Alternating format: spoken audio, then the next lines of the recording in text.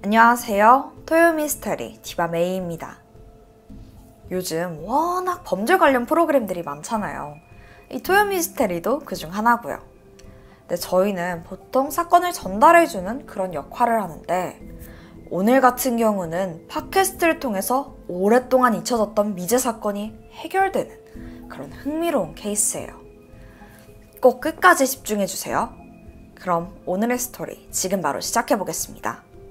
지난 2018년에 해외 팟캐스트에서 공개된 한 범죄 사건이 전 세계적으로 난리가 난 적이 있어. 제목은 더 티처스 펫이었는데 봐라, 이걸 직역하면 선생님의 애완동물이거든? 근데 이걸 영미권에선 선생님의 말을 잘 듣는 학생, 이런 의미로 사용된다고 해. 근데 제목만으론 아직 무슨 사건인지 감은 안 오지?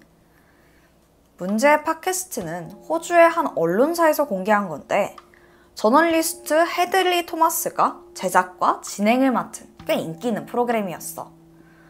참고로 헤들리는 각종 범죄 사건을 조사해서 숨겨진 진실을 밝혀내는 걸로 유명한 기자이자 또 작가였고, 이 사람이 막 집요하게 취재해서 억울한 사람 2명을 벗겨주거나 또 미제 사건을 직접 해결해주는 경우도 많았었대. 그런 그가 새롭게 꺼내든 사건이다 보니까 당연히 사람들의 이목이 쏠렸지. 자, 사건에 대해서 조금 더 알아보자면 한 실종에 관한 내용이었어. 이 사람은 33살의 간호사 리셋 도슨인데 시드니 작은 마을 베이비에서 살고 있었어. 1982년 1월 9일은 리넷이 친정엄마랑 2 딸들이랑 같이 피크닉을 가기로 한 날이었어. 친정엄마가 먼저 약속 장소에 도착해 있었지. 근데 한참을 기다려도 딸 리넷과 손녀들이 모습을 보이지 않는 거야. 그러다 잠시 후에 돌연 사위 크리스한테 연락이 오더라. 이때 뭐라고 하냐면, 장모님, 리넷이 혼자만의 시간이 필요하다면서 집을 나갔어요. 이러는 거야. 자, 일단 이 남편에 대해서도 알아보자. 리넷과 크리스 도스는 12년차 부부였어. 고등학교 때 사귀기 시작해서 아예 결혼까지 한 커플이야. 2 딸도 낳고 행복한 가정을 꾸리고 있었지. 네, 특히 남편 크리스가 이 지역에서 꽤나 유명 인사였거든. 왜 그랬냐면 남편은 전직 럭비 선수 출신으로 일부 팀에서 활약하던 뛰어난 실력의 선수였어. 심지어 잘생기고 성격도 좋아서 인기도 많았고, 그 인기가 어느 정도였냐면 잡지 모델, TV 광고에도 나올 정도였어. 운동선수가 그 정도면 완전 유명인사잖아. 근데 1970년대 당시 호주에서는 럭비라는 그 운동 자체가 비교적 규모가 좀 작았다고 해. 그래서 그 인기치고는 돈벌이가 썩 좋진 않았었지. 이후 리넷과 결혼하면서 이제 가장이 된 거잖아. 그래서 고민하다가 결국 선수를 그만두고 좀 비교적 현실적인 직업을 선택하는데 그게 바로 학교 체육 선생님이야. 좀 더 안정적이고 돈도 뭐 더 잘 벌 수 있었거든. 곧바로 체육교사 자격증을 땄고 바로 시드니 북부에 있는 크로머 고등학교에 배정받아서 교사 생활을 시작하게 돼. 크리스의 커리어 전환은 성공적이었지. 오랜 운동을 해오다 보니까 몸매도 다부졌지, 또 키도 훤칠하지. 그러니까 학생들의 관심을 받기에 충분했었고, 심지어 럭비 선수였으니까 애들이 완전 좋아한 거야. 순식간에 학교의 스타가 돼버려. 이렇게 남편이 유명인사가 되니까 자연스럽게 리넷한테도 눈길이 쏟아졌어. 그럴 때마다 리넷은 그냥 수줍게 웃어넘기곤 했었대. 근데 그랬던 그녀가 갑자기 가출을 했다고? 이건 가족은 물론이고 이웃들한테도 충격인 거지. 갑자기 집을 나갈 이유가 전혀 없어 보이니까. 근데 그쯤에 마을에서 이상한 소문이 돌더라고. 사실 리넷은 가출이 아니라 살해를 당한 거고 그 범인은 남편 크리스다, 그런 이야기였어. 당연히 사람들은 말도 안 된다고 생각했지만 얼마 후에 크리스가 보인 행보는 모두를 의심하게 만들었어. 리넷이 사라지고 정확히 이틀 뒤부터 크리스의 집에서 낯선 사람이 목격된 거야. 그게 겨우 10대 정도로 보이는 어린 소녀더라고. 심지어 그녀는 크리스랑 같이 이 집에서 머무는 것 같아. 이상해. 자, 그 소녀의 이름은 조안 커티스. 크리스가 근무하던 고등학교의 11학년 학생인데 얘 조안이 아내가 실종되기 전부터 이 집을 익숙하게 들락날락 했더라고. 그게 알고 보니까 크리스랑 리넷이 맞벌이였거든. 그래서 일하는 동안 아이들을 돌봐줄 사람 필요하잖아. 이때 조안이 베이비시터로 고용된 거였어. 그럼 뭐 조안이 계속 이 집에 오는 게 그냥 좀 이상하진 않잖아. 게다가 지금은 아내가 사라진 상황인데다가 크리스는 계속 출근해야 되고, 그럼 그 어린 딸들 봐줄 사람이 필요하니까 아예 조안이 이 집에 머물면서 그 아이들을 돌봐준 거 아닌가 싶었던 거지. 뭐 이걸 가지고 이상하게 여기냐 싶었는데 또 의심스러운 건 이것뿐만이 아니야. 크리스가 경찰에 아내 실종 신고를 한 건 1982년 2월 18일이야. 근데 봐라. 그땐 리넷이 사라진 지 이미 한 달 반이나 지났을 때거든. 게다가 신고를 할 때 크리스가 수상한 말을 덧붙였어. 리넷이 사이비 종교에 빠져서 가족을 버리고 도망간 것 같다는 거야. 스스로 들어가길 기다렸다가 실종 신고를 늦게 한 거래. 이후에도 크리스가 줄줄 설명을 늘어놓는데 사실 리넷이 집을 나간 후에 자기한테 한번 전화를 한 적이 있대. 그게 정말일까? 이렇게 되면 리넷이 사라진 후에 전화를 받았다는 사람은 남편 크리스가 유일해. 동료, 친구, 심지어 가족들도 전혀 연락을 받지 못했거든. 물론 통신기록 확인해보면 다 알 수가 있지.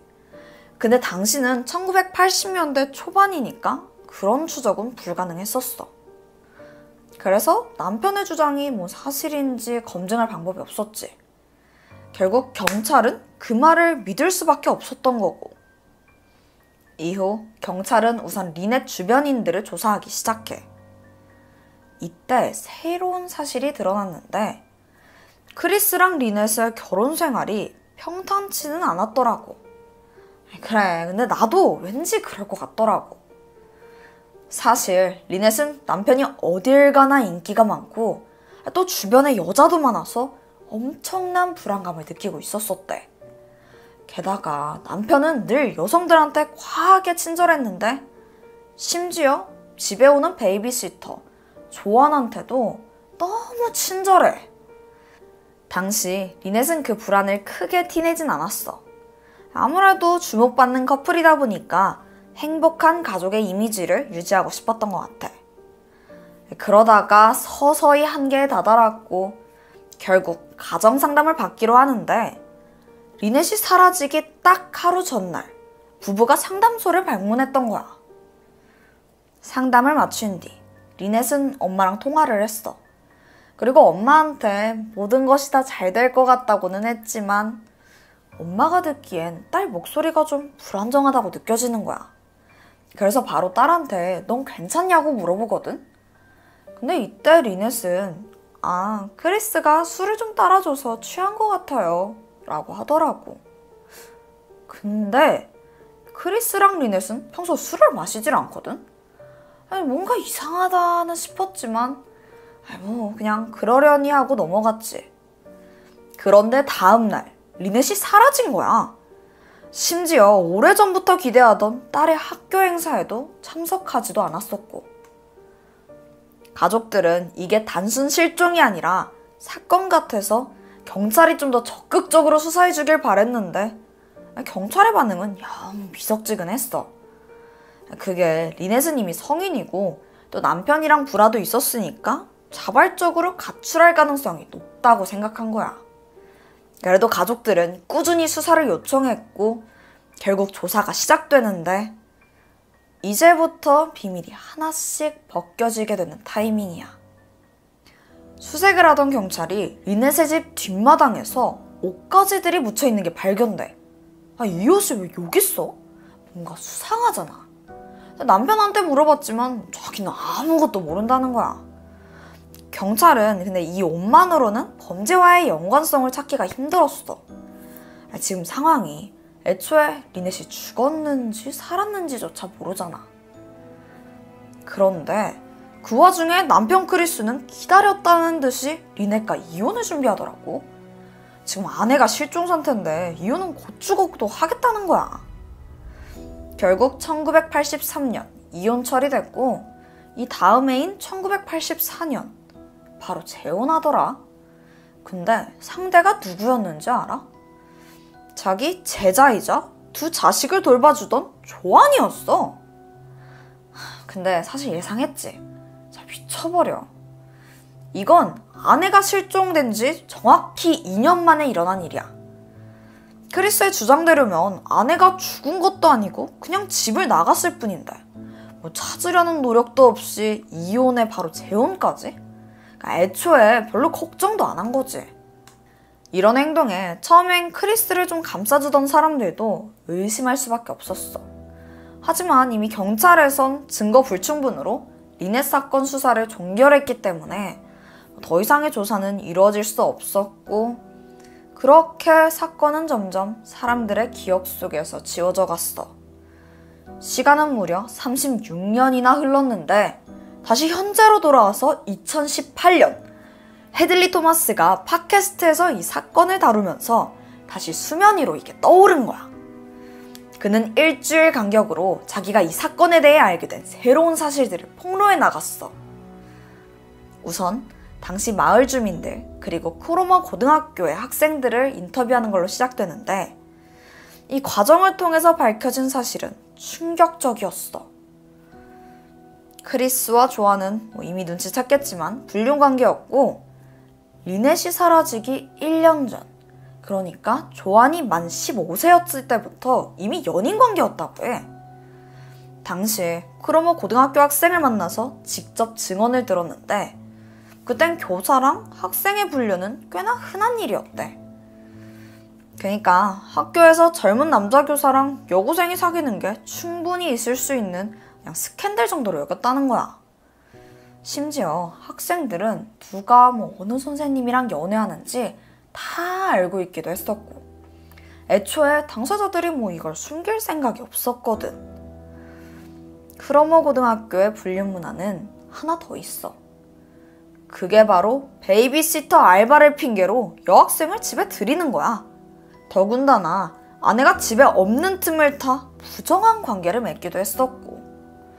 근데 꼬리가 빌면 밟히는 법이지. 리넷이 이 사실을 알게 됐어. 자기 남편이 미성년자 제자이면서 또 베이비시터를 해주는 조안이랑 그 불륜 상태인 거 그거.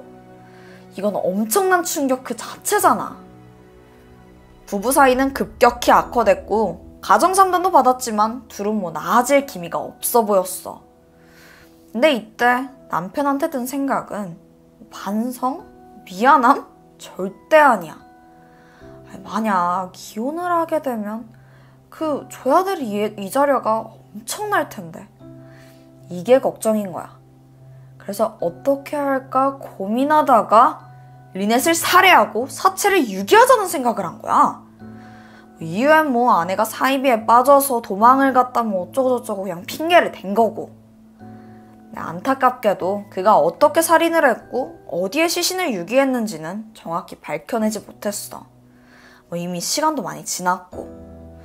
만일 과거에 경찰이 조금 더 적극적이었다면 단순한 과출로만 보지 않았다면 상황은 좀 달라졌겠지. 그렇게 경찰이 꾸물거리는 사이에 크리스는 알리바이 잘 만들어내고 또 동시에 증거를 말끔히 인멸하는데 성공해. 회심의 미소를 지었겠지. 이후에 모두가 알다시피 제자였던 조안과 결혼까지 한 거고. 그럼 조안은? 조안도 이 크리스의 범행 사실을 다 알고 있었을까? 모든 걸 다 알고 있었어. 하지만 겨우 16살 어린 나이에 선생님과 동거를 하면서 완전히 크리스를 의지했잖아. 또 한편으론 이 방법이 두 사람이 유일하게 함께할 수 있는 방법처럼 느껴졌을 거고. 아니, 정확히는 크리스가 조안이 그렇게 믿도록 가스라이팅을 한 거지.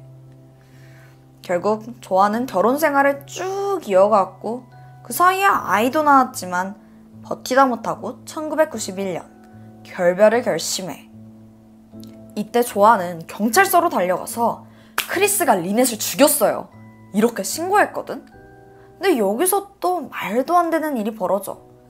경찰이 당사자 크리스를 부르더니 그 사실을 확인하고 앉아있는 거야. 크리스는 저 조안이 그 양육권 노리고 일부러 그런다고, 일부러 자기 비방한다고 주장했고, 경찰은 이걸 받아들이고 말았지. 이후에 아무런 조사 없이 또 증거 불충분으로 크리스를 한 번 더 풀어주게 된 거고.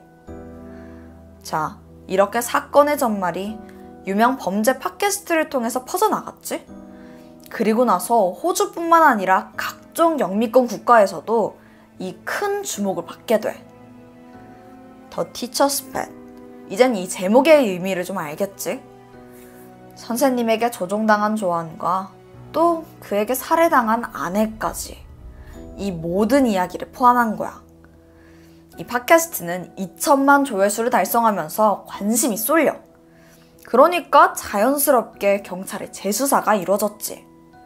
그러자 기다렸다는 듯 추가적인 증언이 쏟아지더라고. 결국 1919년 12월 마침내 뉴 사우스 웨스트 경찰은 크리스 도슨을 아내 살해 혐의로 체포하게 돼. 검찰은 팟캐스트에서 수집한 증거와 증언으로 그를 강하게 추궁했지만 재판이 쉽지는 않았어. 무엇보다 그가 리넷을 살해했다는 직접적인 증거가 없는 거야. 시신마저 발견되지 않은 상태고. 모든 것은 증언과 또 정황상의 증거뿐이었지. 그렇게 재판은 또 지지부진하게 흘러가나 싶었는데, 아니, 이 사건에는 제일 중요한 증인이 있어. 바로 크리스랑 불륜을 저질렀던 학생 조안이 있잖아. 근데 또 안타까운 건 조안이 이 살인에 대해서 직접적인 증거가 있는 건 아니야. 목격했던 것도 아니고. 그래서 재판에서는 전 남편 크리스가 자기를 어떻게 조종했는지에 대해서만 증언했었어. 보니까 이것도 심각하더라고. 입는 거, 말하는 거, 행동하는 거 모두 크리스의 지시에 따랐어야 됐대. 이 남자의 아주 폭력적이고 비정상적인 모습을 아주 낱낱이 까발렸지. 2022년 8월 모두의 이목 속에서 크리스 도슨의 재판이 시작돼. 여전히 리넷의 시신은 발견되지 않은 상황이라서 과연 어떻게 판결이 날지 아무도 예상할 순 없었어. 최종적으로 판사는 리넷의 실종 당일 아내가 집을 나갔다면서 크리스가 거짓말한 점과 또 미성년자에게 병적으로 집착했다는 점을 인정했고, 모든 정황상의 증거를 토대로 크리스에게 리넷 살해 혐의와 또 사체 유기 혐의로 유죄를 판결하게 돼. 거의 40년 동안 아무도 관심을 갖지 않던 그 사건이 드디어 이렇게 해결된 거야. 그래서 기쁘긴 하지만 생각해봐봐. 사건 당시 경찰은 너무나도 안일했어. 크리스 말만 다 믿어줬고 거의 36년 만에 팟캐스트가 이 사건을 꺼내들고 해결까지 한 거지. 이게 참 이러면 안 되는 건데 유가족은 그동안 얼마나 답답했겠어. 안타깝게도 여전히 리넷의 시신은 발견되지 않았어. 하지만 이제라도 악마 같은 사위 크리스의 죄를 밝혀냈으니 그 가족들의 한을 조금이나마 풀어줄 수 있었던 것 같아. 자, 내가 준비한 이야기는 여기까지야. 지금까지 토요미스테리 디바메이. 우린 다음 영상에서 또 만나자. 안녕하세요. 토요미스테리 막내 디바메이예요. 저 요즘 진행 실력 많이 늘었다고 시카님한테 칭찬받았어요. 근데 사람 마음이 다 그렇잖아요. 칭찬받으니까 더 잘하고 싶은 거 아시죠? 그래서 오늘은 좀 더 진지한 마음으로 사건을 소개해보려고 합니다. 그럼 사건 바로 시작해볼게요. 오늘 이야기는 바로 작년 2022년에 태국 전역을 충격에 휩싸이게 만든 의문의 사망사건이야. 주인공은 바로 태국의 인기 여배우였던 파차라 위라퐁이야. 그녀는 땡모라는 이름으로 활동하면서 전국적인 인기를 끌고 있었는데 수십 개의 드라마에서 주연, 조연을 맡았을 정도로 태국 TV에서 자주 등장하던 아주 유명한 인물이었어. 그러던 2022년 2월에 갑자기 실종된 거야. 자, 파차라 위라퐁이라는 이름이 너무 기니까 앞으로 그녀의 예명이었던 땡모라고 부를게. 우선 그녀가 실종된 2월 24일로 돌아가 보면 그날 땡모는 친구들이랑 짜오프라야강에서 요트를 타면서 즐거운 시간을 보내고 있었어. 그날 요트에 있던 사람들은 땡모의 매니저 가틱이랑 또 다른 친구 3명, 그리고 보트 운전사까지 해서 총 6명이었는데 셀럽들 파티답게 요트에서 사진 찍고 샴페인도 한 잔씩 하면서 호화롭게 놀고 있었지. 그렇게 신나게 시간을 보내다 보니까 벌써 밤 10시가 됐더라. 근데 이때 땡모가 화장실에 가고 싶었었는데 하필이면 요트 화장실이 고장나 있더라고. 좀 참을까 싶었는데 아니야. 화장실이 너무 급했던 거지. 그래서 친구 중 한 명인 샌드한테 한 가지 민망한 부탁을 하게 돼. 그게 뭐였냐면 자기가 강으로 소변을 봐야 되니까 샌드한테 요트 끝에 앉아서 발을 내밀고 있어달라고 했어. 그러면 땡모가 그 발을 붙잡고 지탱하면서 강 쪽으로 소변을 보겠다는 거지. 그 상황이 좀 민망하지?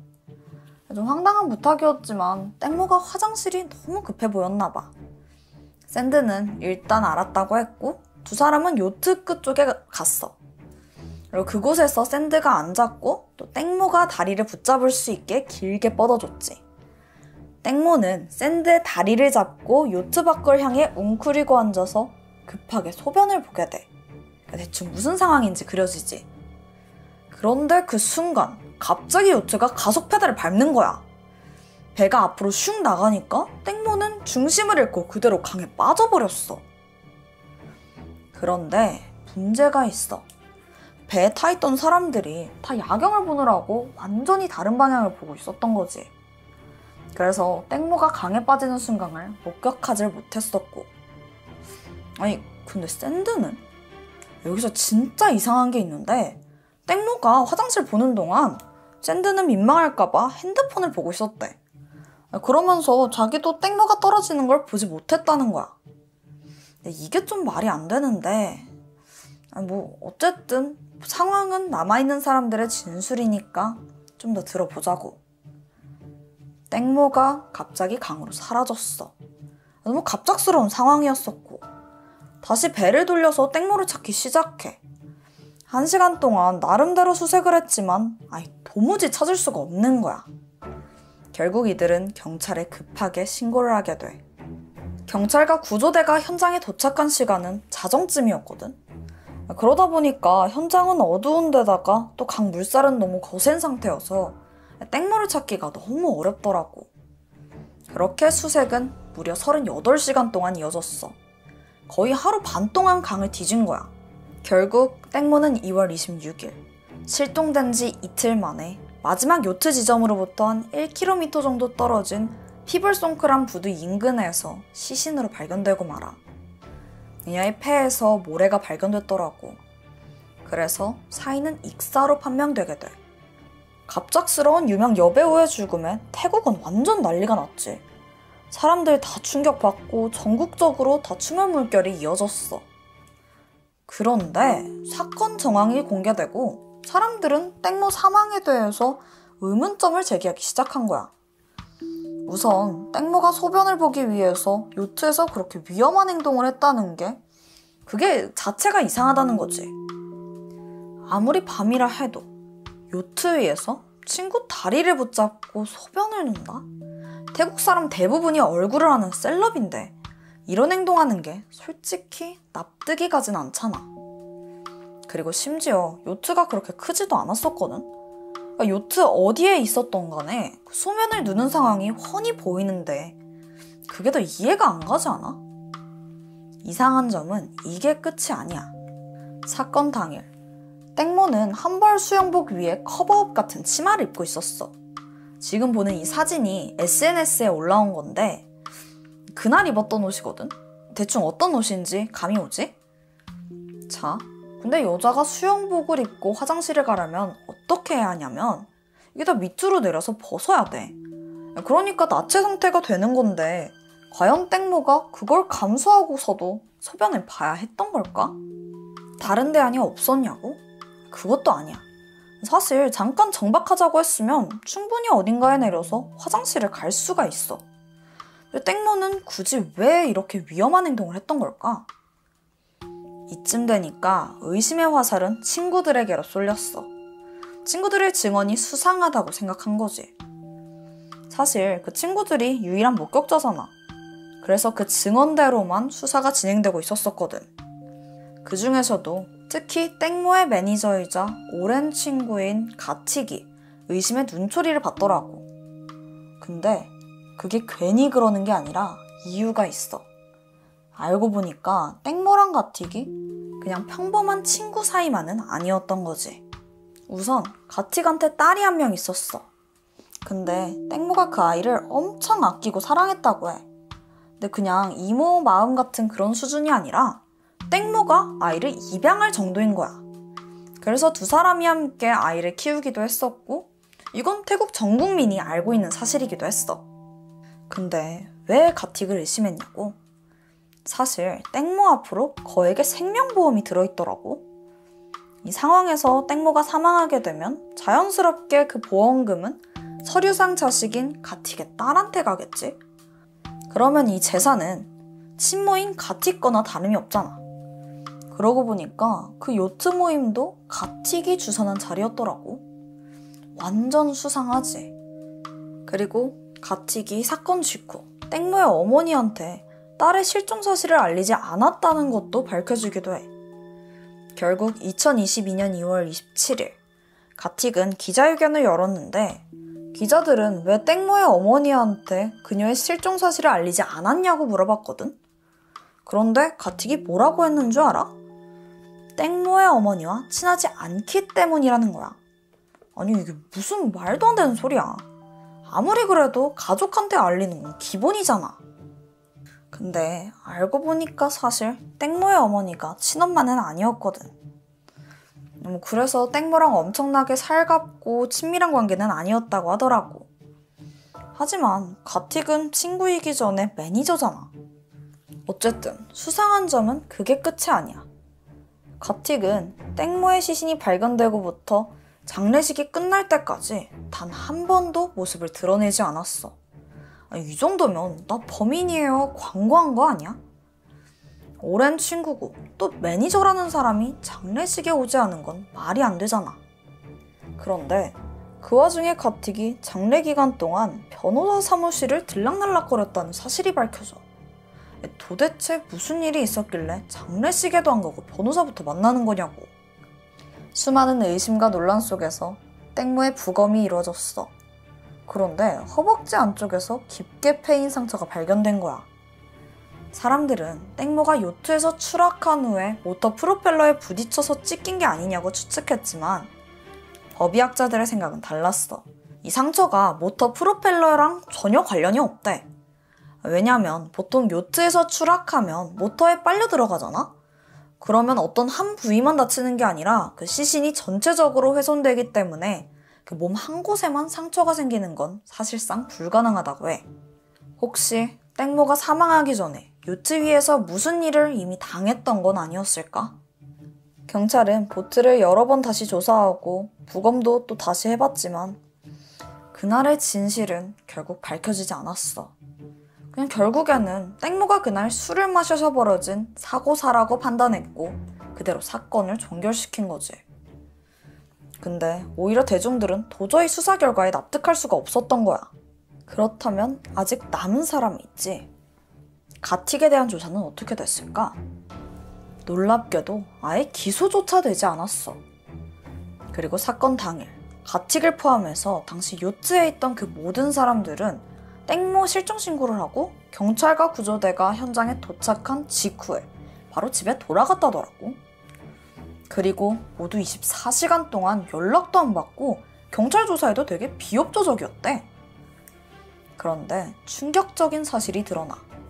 이 친구들이 이렇게 연락이 안 되던 와중에 사건 현장 근처에 있던 주유소 CCTV에 그들이 다 모여서 뭔가 대화를 나누는 것 같은 모습이 찍혀 있던 거야. 경찰 조사는 피하면서 자기들끼리 모여서 대체 무슨 대화를 나눈 걸까? 혹시 무언가를 공모한 건 아닌가? 충분히 의심스러워. 자, 나는 이 사건에서 제일 이상한 게 샌드야. 자기 다리 붙잡고 있던 친구가 갑자기 요트에서 떨어졌는데 그 순간 자기는 핸드폰 보느라고 그 상황을 못 봤다고? 그걸 못 볼 수가 있는 거야? 그러고 보니까 샌드랑 땡모가 있던 그 요트 뒤편에 손잡이도 있었었거든? 다시 생각해보면 친구 다리를 잡고 그 균형을 잡는 것보다 그 손잡이를 잡는 게 훨씬 안정적일 수가 있었어. 그런데 정말 땡모가 이런 무모한 방식으로 소변을 보겠다고 한 게 나는 도무지 이해가 안 되는 거지. 이런 상황에서도 샌드에 대한 조사는 전혀 진행되지 않았어. 이후 땡모 죽음에 관해서 추가적인 수사도 또 처벌도 없었다고 해. 그러던 와중에 2022년 4월 26일 샌드의 인스타그램에 한 장의 사진이 업로드됐더라고. 그 사진이 뭐였냐면 이 사건의 가장 논란의 중심에 있던 샌드와 가틱이 환하게 웃고 있는 사진을 올린 거야. 이날은 경찰이 공식적으로 땡모의 사건을 종결하겠다고 발표한 날이었거든. 사진 밑에 글을 보면 진실은 우리를 지켜줄 겁니다. 이 웃음의 의미는 뭘까? 친구가 죽었는데 자기들은 혐의가 풀렸다고 다행이라는 의미일까? 아니면 그날 진실을 완벽하게 잘 덮었다는 안도의 웃음인 걸까? 결국 사건은 사고사로 마무리됐고 요트에 함께 있던 사람들도 아무런 혐의를 받지 않았지. 그런데 이 사건 까도 뭐가 계속 나온다? 알고 보니까 땡모의 어머니가 요트의 주인이자 그날 사고 때 함께 있었던 남성 B씨. 이 사람으로부터 위로금 명목으로 10억 원을 받은 게 드러나. 이 10억 원의 의미가 뭐였냐면 나는 땡모의 엄마로서 같은 배에 있던 모든 일을 용서한다 라면서 수사를 종결하는 조건이었던 거지. 이렇게 유족이 더 이상 수사를 원치 않으니까 경찰도 뭐 어떡해. 더 이상 수사할 명목이 없던 거야. 이걸 알게 된 사람들은 당연히 땡모 어머니한테 분노했지. 이미 드러난 의문점들만 봐도 땡모의 죽음이 단순한 사고가 아니라는 건 명백하게 알 수 있잖아. 근데 친엄마가 아니라서 그랬는지 아니면 뭐 10억 원에 그냥 입을 닫은 건지. 결국 땡모의 죽음은 유명인의 기이한 죽음으로 남아버렸어. 사건과 관련된 사람들은 수사나 뭐 처벌 없이 잘 살고 있고 사건으로부터 1년 정도가 지난 지금 땡모의 죽음을 안타까워하는 건 오로지 팬들 뿐이야. 땡모의 마지막이 어땠을지 진실은 요트에 있던 그 사람들만 알겠지. 태국에서는 아직도 이 사건에 대한 재수사를 요구하는 그 목소리가 끊이지 않고 있다고 해. 나는 정말 믿었던 친구들이 이렇게 돌아설 수 있다는 거에 참 씁쓸했어. 친구도 가족도 진심으로 그녀의 죽음을 안타까워하고 또 추모해주는 사람이 없는 것 같아서 더 슬프더라고. 너무 최근 사건이라 더 와닿았던 것 같아. 그리고 혹여나 이 사건이 정말 사고였다면 애꿎은 친구들만 고생했겠구나 싶었는데 그러기엔 의문점이 너무 많은 거지. 어쨌든 땡모 죽음에 관한 진실이 꼭 밝혀지길 바랄 뿐이야. 지금까지 토요미스테리 디바메이. 저는 다음 영상에서 뵐게요. 안녕하세요. 토요미스테리 디바메이입니다. 혹시 전에 시카님이 토미에서 했던 일본 신칸센 살상 사건 기억하시나요? 잘 모르시는 분들을 위해서 좀 짧게 설명하자면 지난 2018년 6월 도쿄에서 오사카로 가는 신칸센에서 22살의 남성 코지마 이치로가 마구잡이로 칼을 휘둘렀던 사건이에요. 묻지마 범죄로 사망자까지 나온 좀 충격적인 사건이다 보니까 당시 일본 언론에 엄청난 관심을 받게 됐죠. 그러던 중 한 출판사가 용의자는 자폐증이라는 헤드라인으로 기사를 썼는데 이게 큰 비판을 받았어요. 마치 범인의 장애가 범행의 원인인 것처럼 그 편견을 조장했다는 거죠. 많은 사람들이 분노했고 결국 사과와 함께 기사는 삭제됐고요.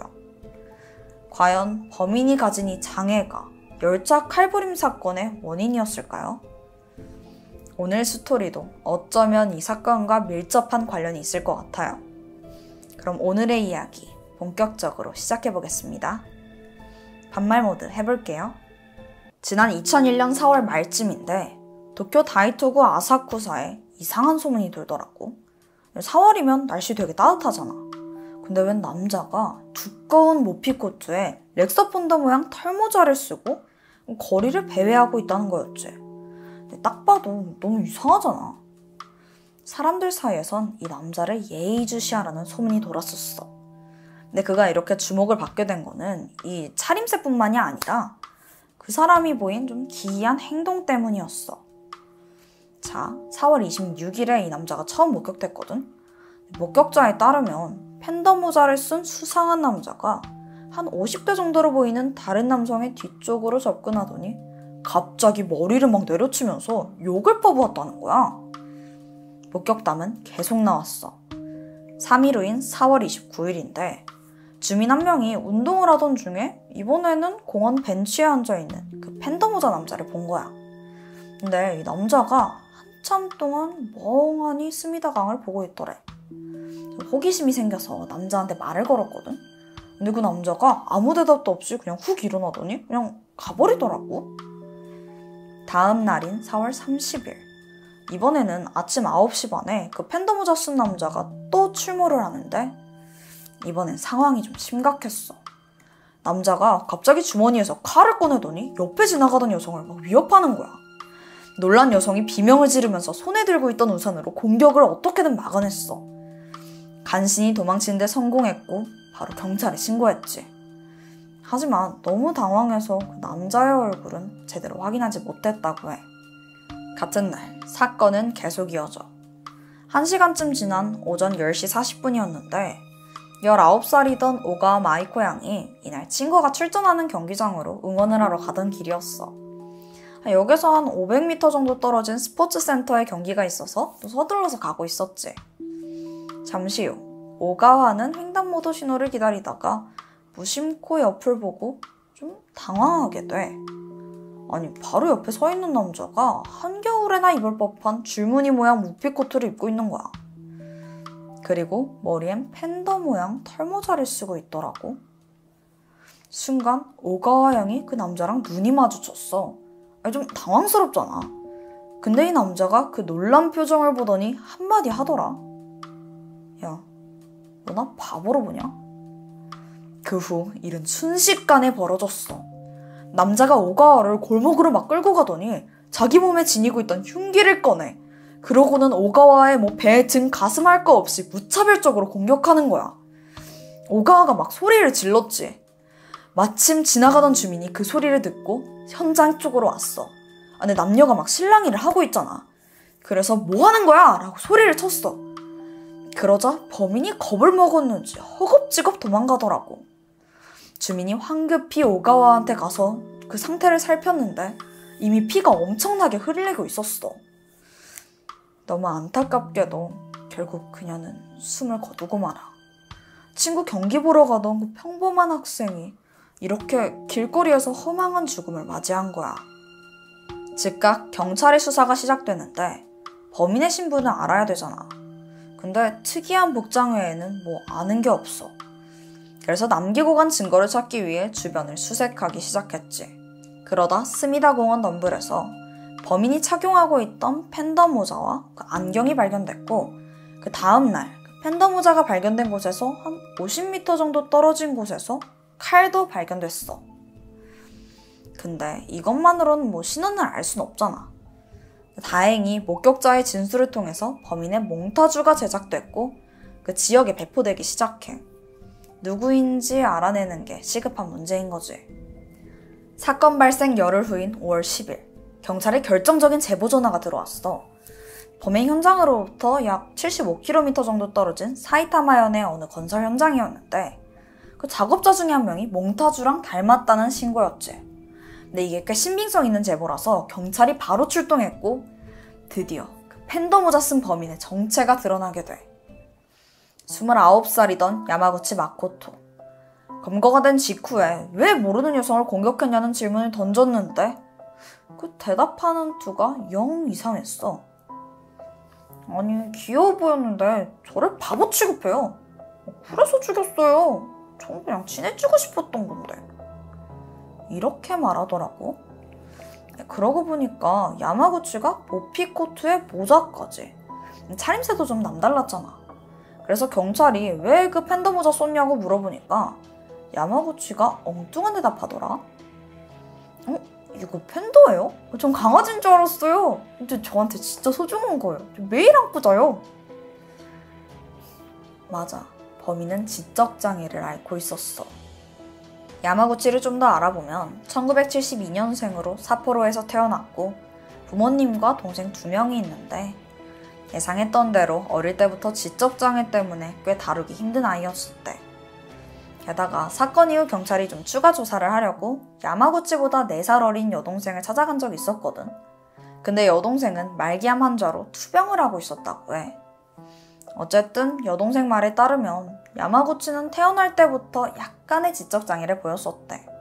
근데 성장을 할수록 그게 당최 나아지질 않고 점점 더 악화되기만 했었지.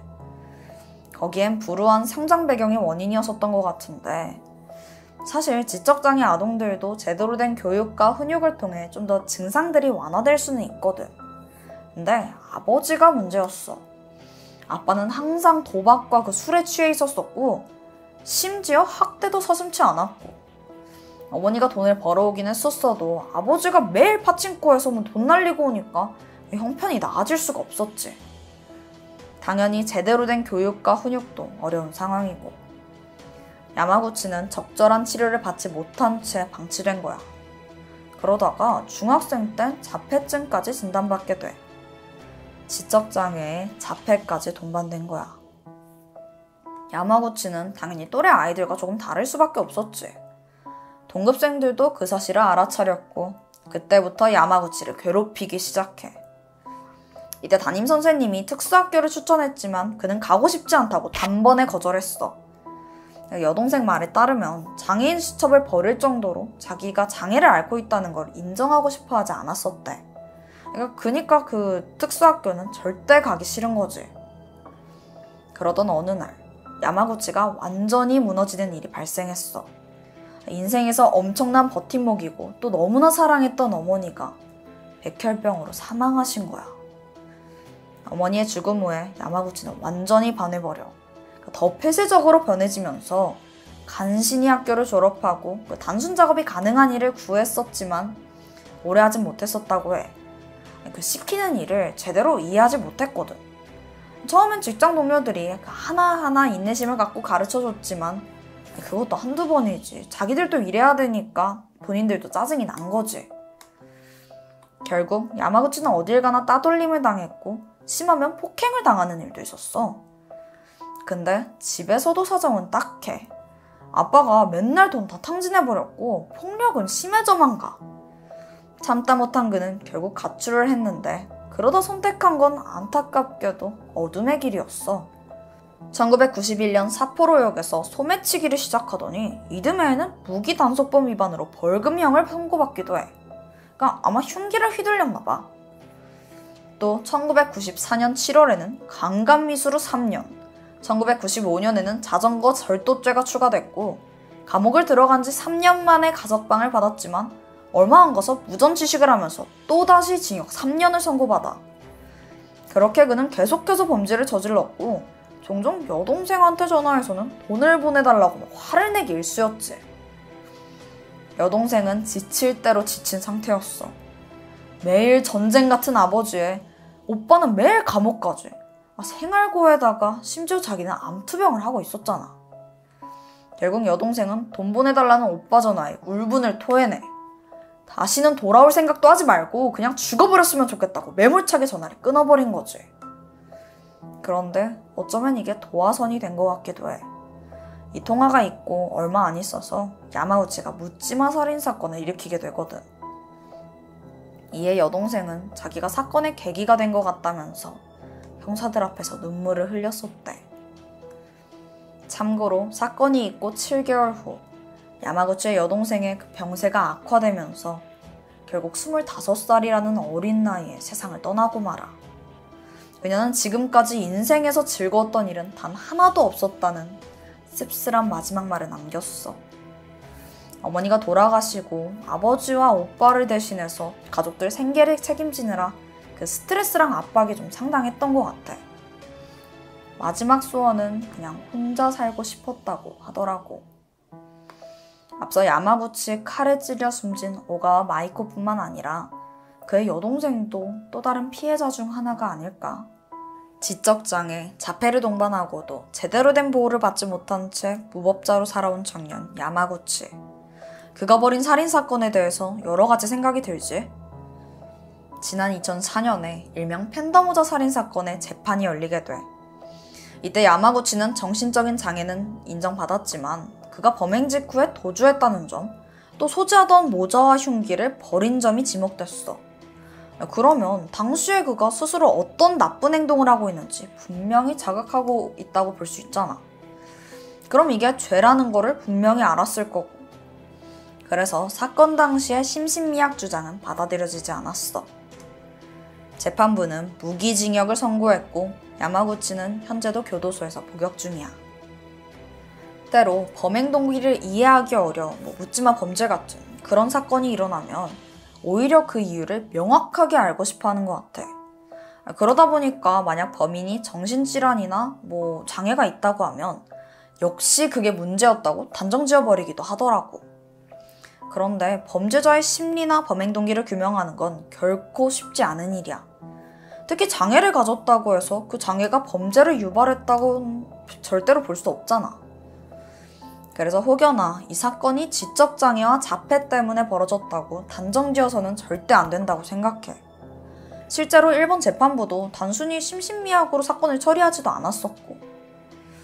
조금만 둘러봐도 어떤 장애가 있더라도 사회의 일원으로서 건강하고 행복하게 잘 살고 있는 사람들이 많잖아. 진짜 문제는 이거야. 장애를 가진 한 사람을 그 가정과 사회가 어떻게 잘 돌봐야 되는지. 나는 그 부분이 이 사건을 통해서 되게 잘 드러났다고 생각해. 물론 가정에 1차 책임이 있지만 만약 야마구치가 사회에서 지원해주는 특별 교육이나 어떤 지원을 받았으면 상황은 좀 나아지지 않았을까? 오늘 이 사건은 정말 내내 많은 생각을 들게 하는 것 같아. 오늘 준비한 스토리는 여기까지야. 지금까지 디바메이. 그럼 우린 다음 영상에서 또 만나. 안녕하세요. 토요미스테리 디바메이입니다. 최근 미국 언론을 시끄럽게 달군 한 한국인 여성이 있어요. 심지어 나이도 어린 겨우 20대 대학생이었죠. 오늘은 그녀와 관련된 사건을 알아보고 도대체 무슨 일이 있었는지 자세히 설명해 볼게요. 그럼 지금 바로 시작해봅니다. 이 사진 속 남성은 22살의 필리핀계 미국인 알렉산더 우틀라야. 미국 보스턴 컬리지라는 명문대학교에서 생화학을 전공하고 아직 졸업도 하기 전에 이미 브링엄이라는 병원에서 임상연구원을 일할 정도로 엄청나게 우수한 학생이었어. 참고로 브링엄이라는 병원 내가 처음 들어가지고 한번 검색해봤거든.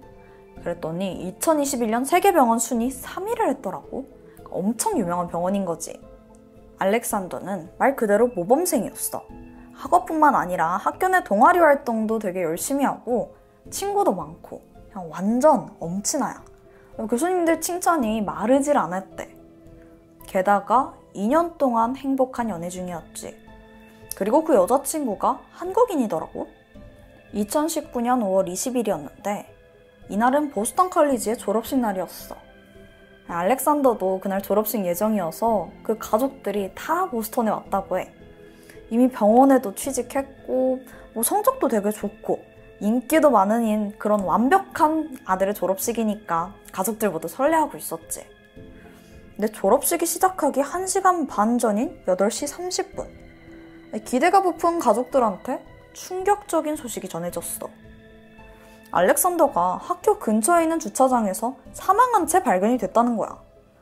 아니, 갑자기 왜? 보니까 옥상에서 스스로 뛰어내린 것 같대. 가족들은 당연하고 친구들도 이 죽음에 대해서 도저히 믿을 수가 없었어. 아니, 모든 일에 열정적이고 앞날이 창창했잖아. 무엇보다 평소에 우울증을 앓았다거나 이상한 징조를 보인 적도 없었었고. 근데 졸업식 당일날 생을 마감했다?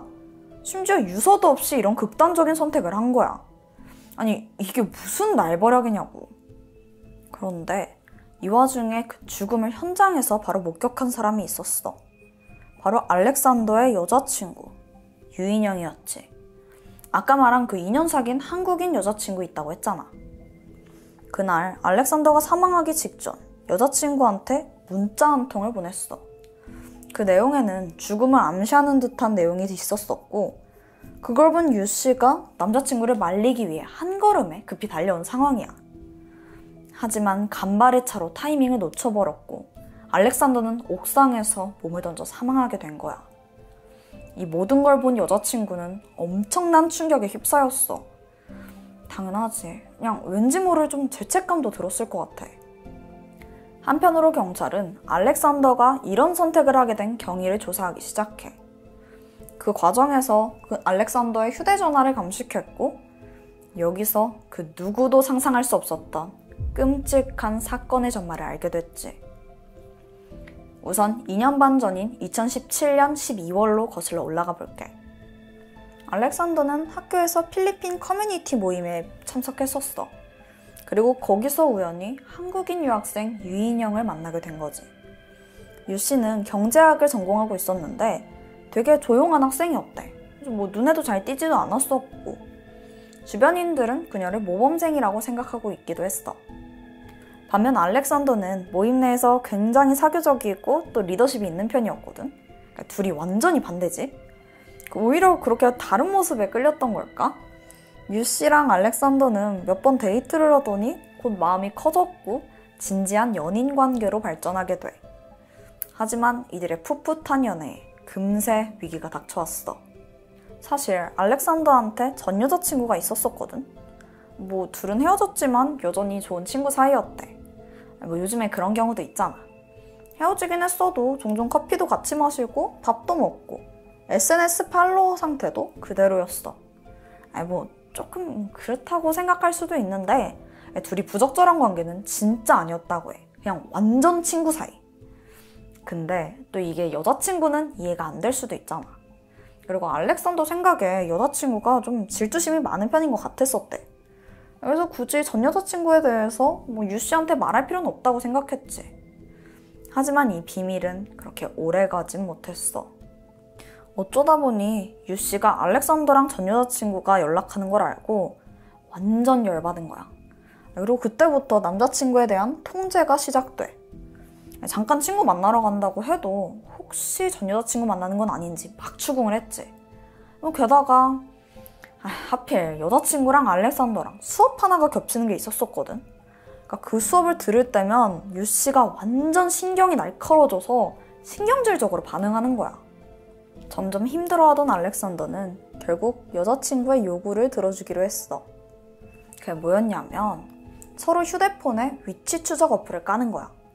이걸 통해서 서로의 신뢰가 좀 회복되는가 싶었는데, 아니 유 씨가 시도 때도 없이 알렉산더 위치를 확인하고 지금 뭐 하는지 막 연락하고, 알렉산더가 바로 연락이 안 되면 답장이 올 때까지 그냥 말 그대로 문자 폭탄을 보내기 시작해.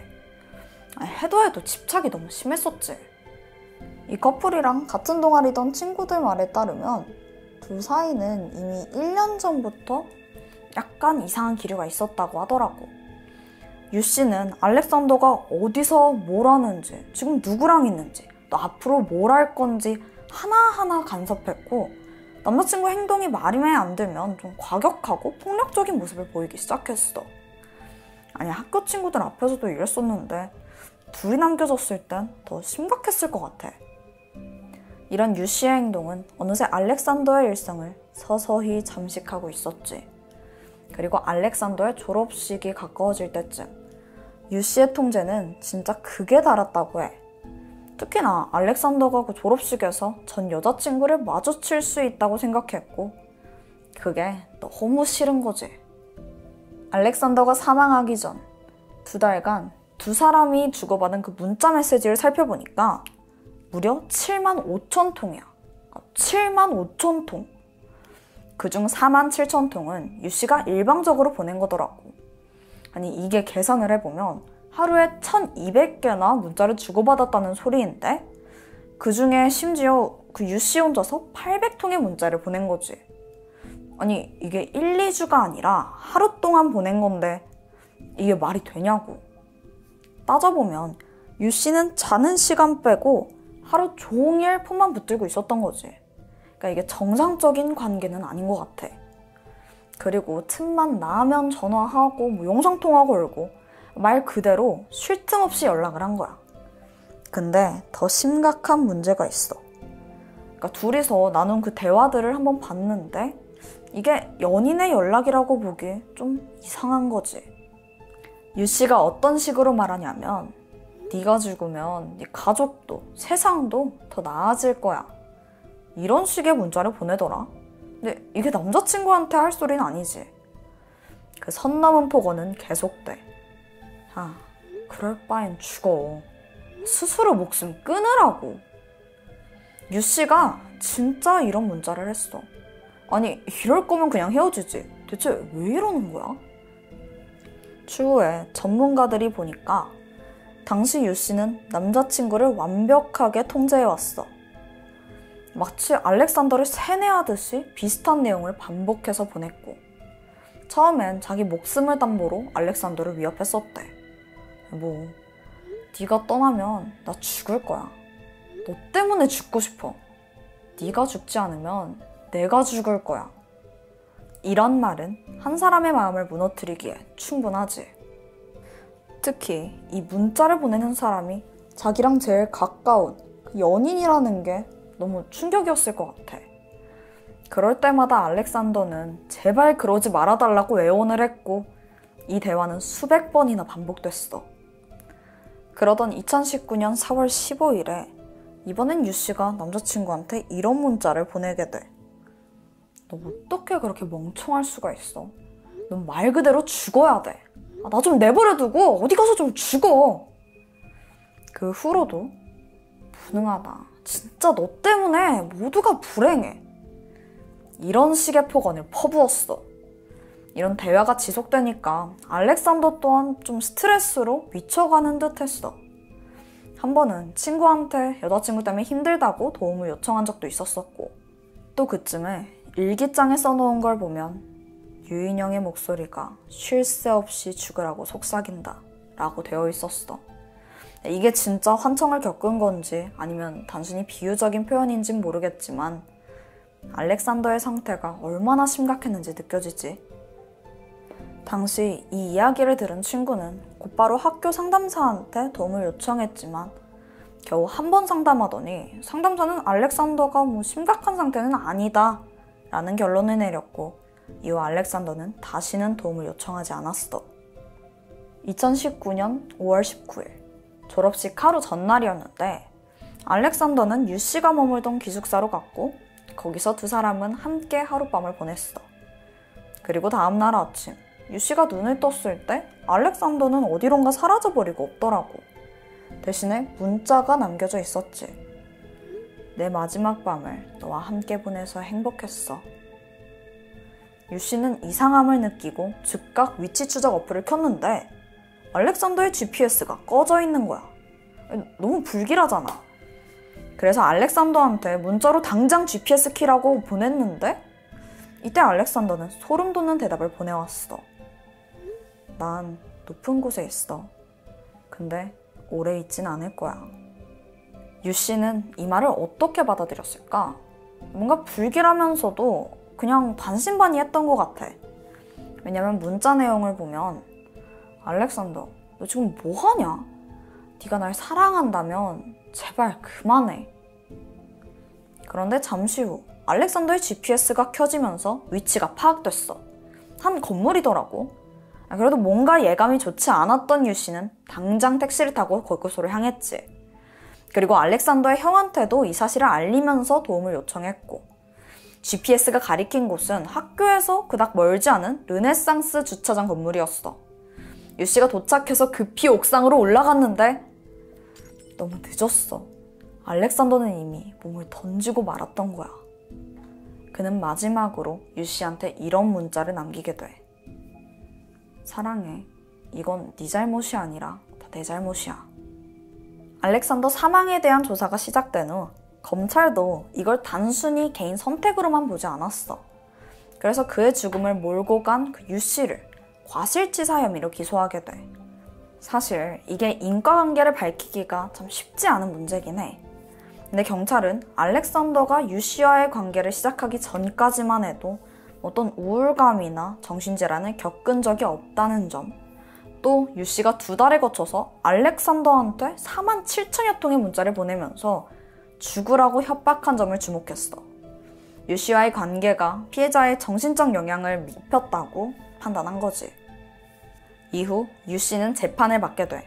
그녀의 변호인 입장은 죽어라, 왜 안 죽냐 이런 유씨의 문자는 그저 젊은 커플 사이에서 발생한 미숙한 표현일 뿐이고, 알렉산더는 충분히 그 상황을 벗어날 수 있는 성인인데 오히려 유씨의 연락을 끊지 않은 그의 잘못이다 라는 식으로 몰고 갔어.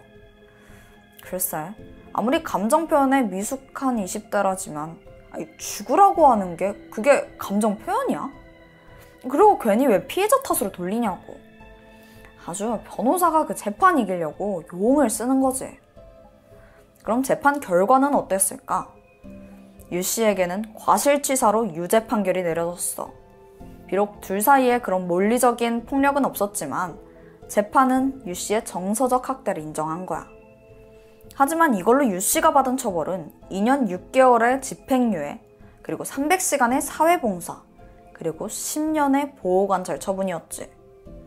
여전히 유씨는 남자친구 죽음에 자기가 책임이 있다는 게 억울하다는 입장인 것 같아. 이 사건이 가장 충격적인 이유는 여자친구의 지속적인 언어폭력, 그리고 집착과 통제에 의해서 멀쩡히 명문대 나오고 창창한 미래가 보장된 그 한 청년이 이렇게 속수무책으로 목숨을 끊었다는 사실이야. 누군가는 그 피해 남성이 혹시 의지가 너무 나약해서 그런 거 아니냐고 평가할 수도 있어. 근데 알렉산더에게 여자친구는 한때 가장 믿고 또 가족만큼 사랑했던 사람이야. 근데 그런 사람이 지속적으로 나를 하찮게 짓밟아버리고 죽는 게 답이라고 계속해서 말한 상황이야. 만약 우리가 이걸 당한다면 그 결과는 아무도 모르는 거지. 그래서 함부로 비난할 수 없다고 나는 생각해. 가스라이팅 범죄는 가까운 사이일수록 더욱 벌어지기 쉬운 것 같다. 꼭 눈에 보이게 상처를 입고 공격을 당해야만 피해자가 되는 건 아니잖아. 상대방의 심리를 파괴하고 지배하고 또 상처를 준다면 그거 역시 범죄라고 생각해.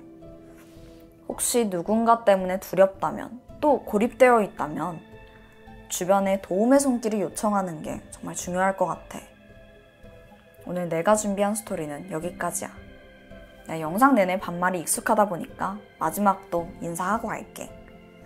지금까지 토요미스테리 디바메이. 우리는 또 다음 영상에서 만나.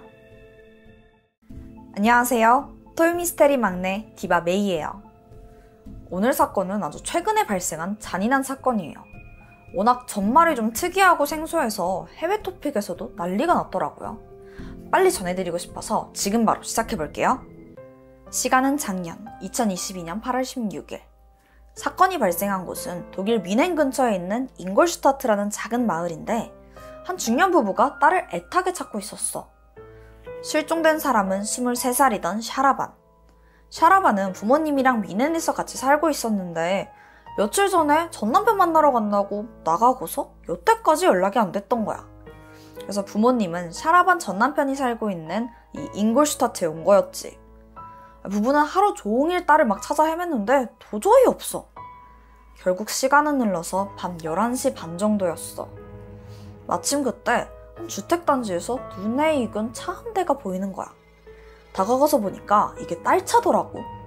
부부는 즉각 차 안을 들여다보는데 순간 주저앉고 말았어. 차 뒷좌석에 완전히 피로 뒤덮인 젊은 여자가 있는 거야. 당연히 이게 딸이라고 생각한 부부는 큰 충격을 받았지. 그리고 바로 경찰에 신고하게 돼. 여성은 이미 사망한 상태였어. 시신은 피투성이었고 50군데가 넘게 막 몸에 찔린 상처가 있더라고. 특히나 얼굴은 처참할 정도로 훼손돼 있었어. 그래서 신원을 제대로 알아보기도 힘들 정도야. 사실 부부가 첫눈에 봤을 때 대체적인 이목구비랑 신체 조건 그리고 머리 스타일까지 딸 샤라반이 틀림없다고 생각했어. 또 아무래도 시신이 차 뒷좌석에 있었으니까 확신할 수밖에 없었지. 근데 딸이 전 남편 만나러 간 거잖아. 그러다가 며칠 만에 얼굴이 훼손돼서 사망한 채 발견된 거고. 그럼 이게 전 남편이랑 관련된 거냐고? 아니, 전혀 아니었어. 정말 상상하지도 못했던 전말은 이제부터야. 이후 사건은 언론을 통해서 크게 알려졌는데 헤드라인이 독특하더라. 그게 뭐였는 줄 알아? 도플갱어 살인사건. 도플갱어 들어봤지? 그 얼굴 똑같이 생긴 사람 말하는 거잖아. 뭐 도플갱어 만나면 둘 중 하나는 죽는다 뭐 이런 괴담이 있기도 했었고. 놀랍게도 이 사건이 그 괴담하고 연관이 있어 보였어. 시신이 발견되고 조사를 하던 경찰은 다음날 샤라반의 부모한테 뜻밖의 이야기를 전해 바로 샤라반이 살아있다는 거야. 그러니까 부검을 해봤더니 그 시신이 샤라반이 아니라는 거지. 그럼 그 차에서 발견된 사람은 누구야? 정확한 신원은 카디자, 23살의 여성이더라고. 그때까지만 해도 왜 그녀가 샤라반의 차에서 사망해 있었는지, 또 그럼 진짜 샤라반은 어디에 있는지 하나도 밝혀진 게 없었어. 어쨌든 샤라반의 부모는 딸이 살아있다는 거에 안도했지만 그것도 잠깐이었고, 곧이어 부모한테 청천벽력 같은 소식이 전해져 딸 샤라반이 살인 혐의로 체포된 거야. 게다가 남자친구 샤키르도 같은 혐의로 체포됐고. 우선 샤라반이 어떤 사람인지 간단히 얘기해보면, 부모님은 원래 이라크 사람이었는데 아이가 태어나고 나서 독일로 이민을 왔어. 그러니까 어린 시절엔 부모님이 좀 엄격한 편이었어서 샤라반은 빨리 어른이 돼서 독립하는 게 꿈이었대. 성인이 돼서는 미용사로 취직했고 또 결혼도 했지. 자기가 원하는 대로 독립한 거야.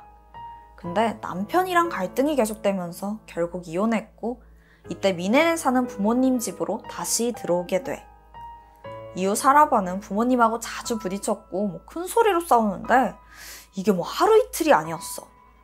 근데 이게 내 생각이긴 한데 아무래도 부모님이 이라크 분이잖아. 그래서 뭐 보수적인 편일 거고, 어쩌면 이혼한 딸을 좀 부끄럽거나 한심하게 보지 않았나 싶어. 또 샤라반도 성격이 셌는지 부모님 집에서 얹혀 살면서 뭐 이것저것 불편하니까 화내고 짜증내고 이랬던 것 같아. 그렇게 하루하루 갈등이 심해지니까 샤라반은 당장이라도 이 집을 나가버리고 싶었던 거야.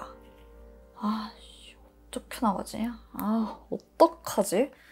하고 곰곰이 생각하다가 한 가지 방법을 생각해내게 돼. 그게 바로 부모님이 자기가 죽었다고 착각하게 만드는 거였어. 이런 소름 끼치는 계획을 세우고 나서 샤라반이 뭐 했는지 알아? 인스타그램을 미친 듯이 뒤지더니 자기랑 피부색, 머리카락까지, 그러니까 외모가 최대한 비슷한 사람을 찾기 시작해. 그렇게 밤새 추려낸 사람은 총 5명이었어. 샤라반은 그 사람들한테 부계정으로 메시지를 보내게 돼. 근데 이게 뭐 기본적인 안부 인사 뭐 이런 게 아니라 자기가 신분을 숨긴 셀럽인 척하면서 접근한 거야. 그러면서 막 말도 안 되게 콜라보 같은 걸 제안하는 거지. 사실 갑자기 유명 연예인한테 DM 오면 누구나 헉 하잖아. 근데 또 프로필 보면 진짜인지 아닌지 금방 알 수 있을 것 같은데 내 생각엔 좀 허술한 전략인 것 같아. 당연히 대부분은 경계했어. 너무 수상하잖아. 셀럽이 굳이 부계정을 왜 쓰겠냐고. 그렇게 하나하나 떨어져 나가다가 마침내 딱 한 사람이 남게 돼. 그건 바로 23살이던 뷰티 블로거 카디자였어. 샤라반이 처음 카디자한테 연락할 때 독일에서 유명한 여성 래퍼 룬이라는 사람이 있거든. 그 사람인 척 메시지를 보내게 돼. 내용은 자기 뮤직비디오에 출연해달라는 제안이었는데 카디자도 처음엔 의심을 했대. 뜬금없잖아. 이렇게 유명한 사람이 이런 식으로 연락한다고? 그것도 부계정으로? 그래서 카디자가 룬 공식 계정에다가 직접 메시지를 보내서 이게 진짜인지 물어보게 돼. 당연히 룬은 황당해하면서 그 계정 자기 사칭한 거라고 답장하지 말라고 했대. 그렇게 샤라반의 첫 번째 계략은 실패로 돌아가게 돼. 하지만 포기하지 않았고 또다시 계정을 만들어서 접근했어. 이번엔 화장품을 협찬하고 싶다고 했지. 카디자가 뷰티 블로거라고 했잖아. 그래서 래퍼에서는 좀 갸우뚱했지만 뷰티 협찬에는 솔깃한 거야. 그래서 대화를 이어가던 사람들은 결국 만날 날짜까지 정하게 돼. 사건 당일, 샤라반은 남자친구 샤키르랑 같이 카디자가 사는 동네로 갔어. 부모님한테는 전 남편 만나러 간다고 했잖아. 그건 거짓말이었던 거지. 잠시 후 샤라반과 남자친구는 약속한 장소에서 카디자를 만났고 너무 반갑다면서 막 인사를 나눠. 그리고선 차에 태우고 한참을 운전하더니 도심에서 좀 떨어진 으슥한 숲 인근에서 멈추게 돼. 샤라반과 남자친구는 이미 모든 걸 계획한 후였어. 미리 준비한 흉기를 꺼내더니 다짜고짜 카디자를 찌르기 시작하는 거야. 너무나도 갑작스러운 공격에 카디자는 저항 한번 못 해보고 그대로 정신을 잃었고 잠시 후 숨이 끊어져. 하지만 샤라반의 목적은 단순한 살인이 아니었던 거 기억나지? 그리고 시신에 50번이나 넘는 상처가 있었다고 했잖아. 근데 그 대부분이 안면부에 집중되어 있더라고. 샤라반은 얼굴을 훼손하는 게 주요 목적이었던 거지. 그래야 부모님도 다른 사람들도 자기가 죽었다고 생각할 테니까. 그렇게 폭행했고 얼굴도 훼손했지. 근데 이게 끝이 아니야. 얘네들 진짜 너무 잔인한데 이미 사망한 카디자를 다시 차로 들이받아버려. 누군지 알지 못하게 하려고 그랬던 것 같아. 그리곤 처참하게 망가진 시신을 차량 뒷좌석에 실어둔 거지. 이건 정말 피해자를 2번 죽이는 일이잖아. 무슨 원한이 있는 것도 아니고 어떻게 인간이 이렇게까지 잔인할 수가 있는 거야. 그 후에 그 차를 끌고 다시 잉골슈타트로 돌아가서 조용한 주택가에 차를 세워두고 샤라반과 남자친구는 같이 도주해버린 거야. 이제 부모가 이 차에 있는 시신을 발견하기만 하면 샤라반의 계획대로 되는 거였어. 근데 그게 그렇게 단순하냐? 절대 아니지. 당연히 경찰은 지문 조회를 했고 그 사람이 샤라반이 아니라 카디자라는 걸 금방 알아냈어. 아주 잔인하고 엽기적이었지만 한편으로는 아주 멍청했던 거야. 전 세계 언론들은 이 사건을 앞다투어 보도했어. 도플갱어 살인사건이라는 자극적인 제목은 사람들 눈길을 끌 수밖에 없으니까. 샤라반은 부모가 무참히 살해당한 자신의 모습을 보고 충격받길 바랬다고 했어. 그래서 굳이 전남편 보러 잉골슈타트 간다고 힌트까지 남긴 거야. 부모가 직접 시신을 찾도록 유도했던 거지. 근데 이 사건에서 약간 애매한 부분이 있다. 정작 부모님이랑 샤라반이 구체적으로 어떤 갈등이 있었는지 자세히 보도되진 않았던 거야. 그래서 일부 사람들은 샤라반이 그동안 얼마나 심한 학대를 받았으면 이런 일까지 벌이냐면서 그녀를 두둔하기도 했대. 근데 나는 그게 사실이라고 해도 살인은 절대 용납될 수 없다고 생각해. 물론 부모랑 갈등이 있을 수 있지. 우리도 종종 그러잖아. 그렇다고 대다수의 사람들이 내가 죽은 채 발견돼서 충격을 줘야겠다 이렇게 생각하진 않잖아. 샤라반을 두둔하는 것 자체가 난 말이 안 된다고 봐. 어쨌든 그냥 살인자일 뿐이고. 여기서 난 카디자가 너무 안타까워. 단지 좀 닮았다는 이유로 살인의 표적이 된 거야. 아마 죽는 순간까지도 너무 억울했을 것 같아. 오늘 사건 좀 충격적이지? 근데 좀 신기한 게 있다? 예전에 시카님이 금사파에서 다룬 진짜 비슷한 사건이 있는데 혹시 기억해? 그 취업시켜준다면서 가족 없는 여자를 한 명 찾아서 범인이 자기가 죽은 것처럼 위장한 사건이 있어. 김은혜 살인사건이라고도 불리는데 이 사건에서는 결국 본인 앞으로 걸어둔 사망보험금 타려고 그런 거였지. 어쨌든 오늘 사건의 경우에서는 오히려 돈이나 욕망이 아니라 부모한테 복수하기 위해서 벌인 일이잖아. 그 이유 때문인지 더 기괴하게 느껴져. 2023년 1월 샤라반과 샤키르에 대한 구속영장이 발부됐어. 이 사건에 대한 수사는 여전히 진행 중이야. 전해지는 바로는 샤라반이 제대로 협조하질 않아서 범행 당시의 구체적인 상황을 파악하는데 힘들다고 하더라. 그러니까 샤라반이랑 샤키르 중에 누가 주도적으로 이 사건을 계획했고 또 피해자를 공격했는지 현재로서는 제대로 밝혀지질 않은 거지. 근데 특별한 반전이 없으면 두 사람 다 살인 혐의로 유죄 판결받는 건 거의 확실해 보여. 마지막으로 이 사건에 대해 한 범죄 심리학자가 남긴 의견이 있어. 맨 처음 카디자가 낯선 사람, 그러니까 샤라반의 제안에 선뜻 응한 이유가 아무래도 같은 성별 때문이라는 추측이야. 그러니까 아무리 낯선 사람이어도 같은 성별, 그러니까 같은 여자는 좀 안전할 것 같다는 막연한 기대 때문이었겠지. 요즘은 어플도 그렇고 SNS도 그렇고 온라인을 통해서 불특정 다수랑 쉽게 만나고 또 연락할 수 있잖아. 전 세계 곳곳에 도사리고 있는 사이코패스들을 피하기 위해서 우리 모두 경계하고 또 주의해야 될 것 같아. 여러분 주위에서 누군가 은근히 접근하거나 과하게 친한 척하고 과하게 착한 척할 때 그 의도를 정확히 파악해 보길 바랄게. 오늘 스토리는 여기까지야. 최근에 일어난 사건이고 또 인스타그램을 통했다고 하니까 난 더 현실적으로 다가오더라고. 자, 그럼 아쉽지만 마무리하고 난 또 새로운 스토리로 찾아올게. 지금까지 토요미스테리 디바메이였습니다. 안녕하세요, 디바메이예요. 메이크업하는 디바메이요. 오늘은 굉장히 새로운 분위기죠? 시카님이 저랑 어울리는 느낌으로 스튜디오를 꾸며주셨어요. 이렇게 하니까 완전 토미 진행자가 진짜로 된 것 같고 또 설레고 떨리기도 하네요. 오늘은 제가 풀 메이크업을 하고 왔어요. 왜냐하면 오늘 사건이 좀 얽히고 설켜 있어서 여러분들한테 좀 더 차분하게 설명해 드리려고 합니다. 그럼 바로 시작해볼까요? 때는 1979년 8월이었어. 일본 토치기현 아시카가시에 살던 5살 여자아이 후쿠시마 마야가 집 근처에서 실종되는 일이 벌어져. 아이는 인근 신사에서 놀고 있었거든. 그 모습이 마지막이었어. 후에 행방이 묘연해진 거야. 경찰들은 마야를 찾으려고 애를 썼지. 하지만 6일이 지나고 안타깝게도 아이는 숨진 채 발견되고 말아. 와타라세강 인근에 있었었는데 등산 가방 안에 유기되어 있었어. 고작 5살 아이가 이렇게 잔혹하게 발견된 거야. 그나마 남겨진 유일한 단서는 범행에 사용된 가방인데 알고 보니까 이게 일본에서 한정 판매됐던 제품이더라고.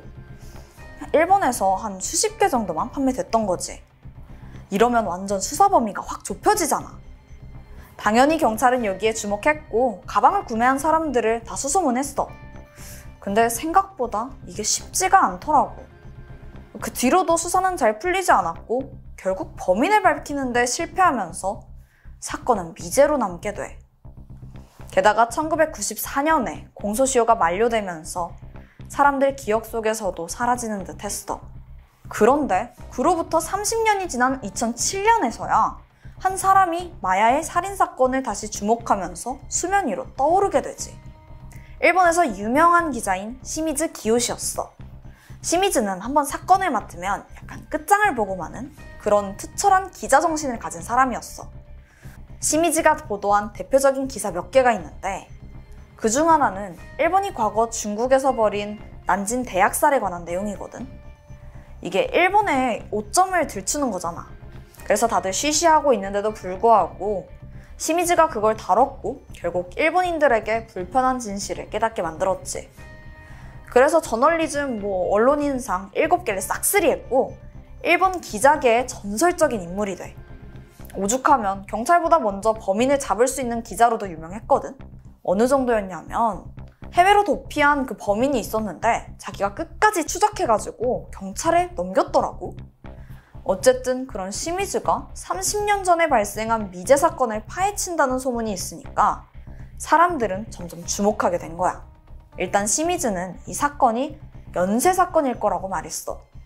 왜냐면 마야가 사망한 건 1979년이야.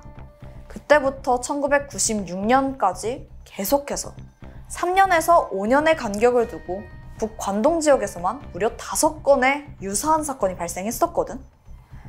내가 이걸 좀 더 자세하게 설명해 줄게. 먼저 연관 있는 5개의 사건을 보면 앞서 말했던 1979년 8월 5살이던 마야가 집 근처 신사에서 실종됐지. 두 번째로는 5년 후인 1984년 부모님과 파친코에 갔던 5살 하세베 유미 실종 사건이 발생해. 또다시 3년이 지나고 1987년 8살이던 토모코가 집 근처 공원에서 놀던 중 실종. 네 번째는 또 3년 후인 1990년 5월 4살이던 마츠다 마미가 파친코에서 실종됐고, 마지막으로 1996년 7월 이번에도 4살 유카리가 파친코에서 사라진 거야. 이 사건 모두 비슷한 지역에서 여자아이들 실종이 계속 벌어졌던 거. 심지어 이 중 4건은 아직 범인을 잡지도 못하고 장기 미제 사건으로 남아있더라고. 그래서 시미즈는 이 사건들을 모아서 북관동 연쇄 여자 어린이 유괴 사건 이렇게 이름을 붙였고 사건들을 추적하기 시작해. 우선 범행은 모두 토치기현과 군마현 경계 부근 반경 20km 지역 내에서 발생했어. 피해자는 공통적으로 4살에서 8살 사이의 여자 어린아이였고 실종된 시간대가 주말 혹은 공휴일이라는 점도 비슷해. 게다가 5명의 피해 아동들 중에 3명이 파친코에서 실종된 거야. 그리고 또 이 중에 3명의 시신이 와타라세강 이 근처에서 유기됐다는 것도 일치하더라고. 물론 사건이 발생한 거는 뭐 다 제각각인데 그래도 그냥 지나치기엔 공통점이 상당했던 거지. 그래서 시미즈는 이 모든 게 연쇄살인 사건의 가능성이 높다고 판단했던 거야. 그런데 한 가지 이상한 점이 있었어. 아까 5건의 사건 중에 한 가지 사건은 이미 해결됐다고 했잖아. 그 사건은 시간 순으로 나열했을 때 4번째에 발생했었어. 만약 시미즈 기자의 추정대로 5건 모두 동일범에 의한 거라면 범인이 검거된 후에는 더 이상 사건이 없어야 되잖아. 하지만 5번째 사건이 1996년에 또 발생해. 그럼 이거 연쇄가 아니잖아? 혹시 시미즈의 추리가 틀린 건 아니었을까? 아니면 4번째 사건만 연쇄 사건과 관련이 없었던 걸까? 시미즈도 이때 당황했지. 그래서 진위를 확인하려고 끈질기게 취재를 했어. 그러다가 뜻밖의 사실을 알게 돼. 4번째 사건으로 체포된 범인 있잖아. 어딘가 이상했던 거야. 일단 4번째 사건을 좀 자세히 알아보면 1990년 5월 12일이었어. 아시카가시 한 파친코 주차장에서 4살이었던 마츠다 마미가 실종돼. 안타깝게도 아이는 다음 날인 13일 인근 와타라세강 부지에서 시신으로 발견되고 말았지. 그런데 불행 중 다행으로 목격자가 있던 거야. 얘기를 들어보니까 웬 40대로 보이는 남성이 어린 여자아이를 데리고 와타라세강 강둑을 걷고 있는 게 딱 포착됐던 거지. 목격자는 심지어 1명도 아니고 여러 명이었어. 몽타주를 모아보니까 이 남성의 키가 한 165cm 정도이고 수염이 난 동그란 얼굴에 작업복 바지를 입고 있었다고 진술해. 목격자가 많으니까 제보가 활발했지. 그런데 이 중에 일본 경찰이 갑자기 수사 방향을 완전히 바꿔버리는 거야.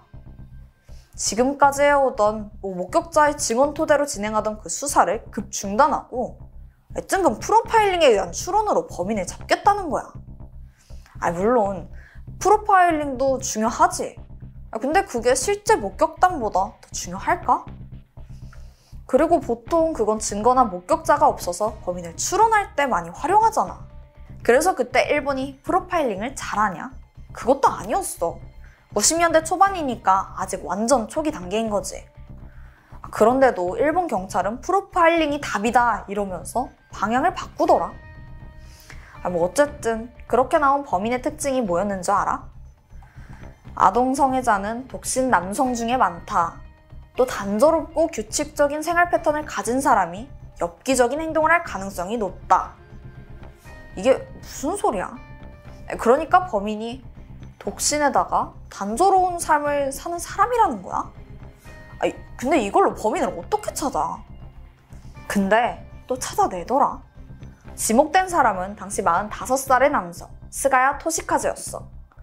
유치원에서 버스 운전기사로 일하고 있었는데 경찰이 뭐라고 했냐면 그가 이런 직업을 택한 것도 중년 독신 남성들한테 보이는 로리콘 성향 때문이라는 거지. 근데 애초에 스가야는 전과도 없었고 범행 동기조차 찾지 못했어. 이거 완전 끼워 맞추기 식이더라고. 사실 아예 물증도 없었고 목격자가 말한 인상착의에도 맞지가 않아. 근데 경찰은 끝까지 우기고 싶었나 봐. 아까 목격자들 많다고 했잖아? 근데 그 사람들 찾아가더니 당신 증언이 방해된다 이러면서 증언을 철회하라고 요구하는 거야. 그런 경찰들의 압력으로 스가야는 결국 체포될 수밖에 없었어. 이후 기소랑 재판 과정은 더 심각해. 스가야는 억울하다면서 경찰이 무서운 분위기를 조성해서 자기 자백을 강요했다고 강력하게 주장했지. 또 DNA 검사 결과를 들이밀면서 이거 봐라, 다 나왔다, 범인인 거 안다 이러면서 몰아가기를 했던 거야. 응? 그러고 보면 DNA가 있었던 거잖아. 사실 아이가 입고 있었던 옷에서 범인의 걸로 추정되는 DNA가 나왔었거든. 경찰은 그게 스가야랑 일치한다고 주장했던 거고. 이게 사실이면 완전 중요한 정보인 거잖아.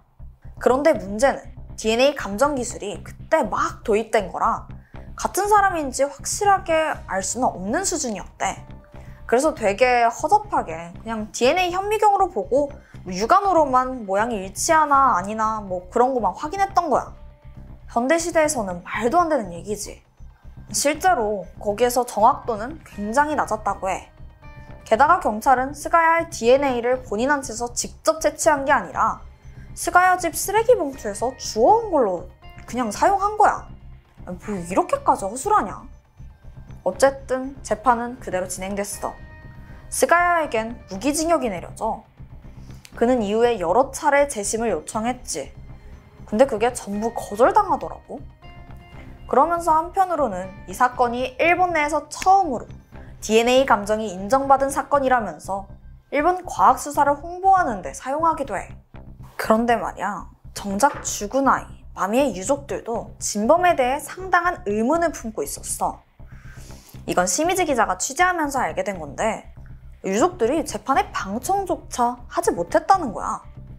경찰이 그러라고 했다는데 그러니까 범인이 지목된 스가야가 재판에서 어떤 진술을 했는지 전혀 모르고 있던 거지. 자, 진범이 아닌지를 떠나서 일단 스가야가 뭐라고 진술했는지 한번 들어볼래? 제가 마미에게 자전거 탈래 라고 말을 걸어 자전거 짐바지에 태워서 유괴했습니다. 근데 여기에는 이상한 점이 있었어. 나중에 아이의 엄마가 이 진술을 듣고 앞뒤가 맞지 않다는 거를 발견했거든. 왜냐면 마미는 태어나서 단 한 번도 자전거 짐바지에 타본 적이 없었던 거야. 참고로 짐바지는 자전거 뒤에 붙어있는 짐을 실을 수 있는 작은 공간이거든. 근데 마미는 고작 4살이었어. 생각해봐봐. 뭐 어떻게든 억지로 태웠다 해도 겨우 4살짜리 어린아이의 팔힘만으로 앞사람을 붙잡고 떨어지지 않는 건 거의 불가능에 가깝잖아. 또 스가야 씨가 살인을 했을 때 목을 졸랐다고 진술했거든. 근데 실부검 결과는 익사야. 이건 사건 정황이랑 전혀 맞지 않았던 거지. 시미즈 기자가 취재를 통해서 이 모든 거를 알아내게 됐고 스가야 씨가 범인이 아니라는 확신을 가지게 돼. 결국 시미즈의 주도로 2008년 사건의 DNA 재감식이 진행됐어. 17년 만에 이뤄진 극적인 순간인데 감정 결과는 유전자 불일치. 범인이 아니었던 거지. 이걸 토대로 스가야는 재심을 받고 결국 무죄 판결을 받게 돼. 그런데 이미 17년간 억울하게 감옥 생활을 한 후에야 결백이 밝혀진 거지. 이 사건이 언론에 알려지고 일본의 반응은 어땠을까? 다들 경찰이 너무 무능하다면서 크게 분노했어. 여담이지만 스가야의 이야기는 드라마로 제작될 정도로 일본 내에서 크게 화제가 돼. 스가야 씨는 요즘 사회운동가로 활동하고 있대. 한편 억울한 건 피해자 마미의 유가족도 마찬가지야. 경찰이 헛짓하는 바람에 이미 공소시효도 지났지? 이젠 진범을 잡아도 처벌할 수가 없게 됐더라고. 근데 여기서 의문이 한 가지 드는 게 당시 일본 경찰은 왜 이렇게까지 무리하게 표적 수사를 진행했었을까? 심지어 프로파일링까지 도입하면서 말이야. 알고 보니까 그 이유는 황당하게도 실적 때문이었어. 1990년 당시 일본은 DNA 감정과 프로파일링 수사가 막 도입된 상태였거든. 그래서 이를 통한 성과가 필요했던 거야. 그 희생양이 스가였던 거지. 다시 사건으로 돌아가서 이제야 스가야가 범인이 아니라는 게 밝혀졌잖아. 그럼 북관동에서 발생한 5건의 유괴 사건은 동일범에 의해서 발생했을 가능성이 더욱 높아진 거지. 결국 2010년 일본 최고 검찰청에서도 이 사건의 연쇄 사건의 가능성을 인정하기로 했어. 그리고 여기에는 또 하나 주목할 만한 공통점이 있는데, 바로 1996년에 일어난 마지막 5번째 사건, 요코야마 유카리의 유괴 사건이 6년 전 4번째였던 마미 실종과의 용의자랑 인상착의가 상당히 유사했다는 거야. 참고로 유카리 유괴 사건은 전에 토요미스테리에서 시카님이 다룬 적이 있었거든. 간단히 설명하면 유카리의 사건 용의자는 158 전후의 작은 키였고 한여름에 더운데 긴 점퍼를 입고 있었어. 그리고 실내에서 선글라스를 쓰고 있었던 거야. 당시 유카리가 앉아있던 자리 근처로 와서 말을 건네고 3번 정도 밖을 가리키는 모습이 파친코 CCTV에 찍혀 있었어. 그런데 4번째 사건에 마미양이 실종되기 한 1년 전쯤에 한 남자가 파친코 근처에 있는 그런 유치원들을 배회하면서 막 내부를 들여다본다는 그런 신고가 있었거든. 그 남자의 몽타주가 앞서 유카리 사건의 용의자랑 유사한 거야. 이게 과연 우연이었을까? 이런 디테일한 정황 증거를 모은 시미즈는 2017년에 자기 주장을 담은 책 살인범은 그곳에 있다 라는 걸 발간했어. 그리고 이 책에 아주 놀라운 사실을 고백했지. 자기가 독자적으로 마미 사건의 실제 범인과 접촉을 했다는 거야. 심지어 그의 DNA를 취득해 감정까지 맞췄으며 그가 마미양 사건의 진범위를 확인했다고 하더라고. 시미즈가 지목한 이 인물은 마미 사건의 목격자들 증언에 나온 인상착의랑 상당히 유사했다고 해. 그러면 시미즈가 지목한 사람이 정말 마미양의 사건 진범이라면 나머지 4건에도 동일범이 되는 거잖아. 그래서 시미즈도 경찰에 이 정보를 모두 제공했지. 그런데 예상치 못한 답변이 돌아와. 이미 이 사건의 공소시효가 지나서 재수사를 할 수 없다는 거야. 아니 이게 뭐야 지금. 아니 범인으로 의심되는 사람이 있다며. 아니, 증거도 있다며. 근데 왜 안 잡아? 물론 그 지목된 남성은 자기가 범인이 아니라고 부인했어. 그런데 대중들의 생각은 다르지. 범인일 가능성이 높다면 일단 검거해서 조사라도 해야 되잖아. 근데 그게 안 된대. 경찰의 총체적 문제야. 처음부터 무능했고 지금도 그렇고 엄한 사람을 범인으로 몰아서 5번째 피해자도 막지 못했으니까. 결국 경찰은 비난에 대한 두려움 때문에 그냥 이 사건을 회피하고 있는 게 아니냐는 의견이 지배적이었어.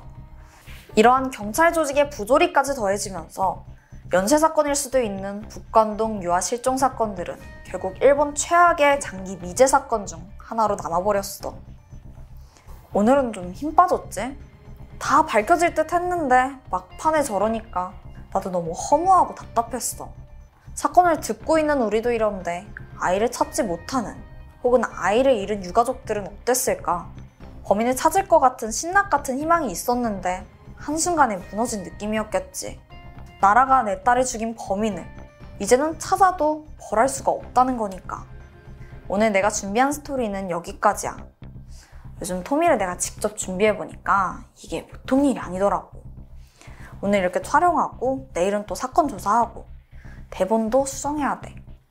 어쨌든 오늘은 이렇게 마무리하고 나는 다음 영상에서 올게. 다들 건강히 지내.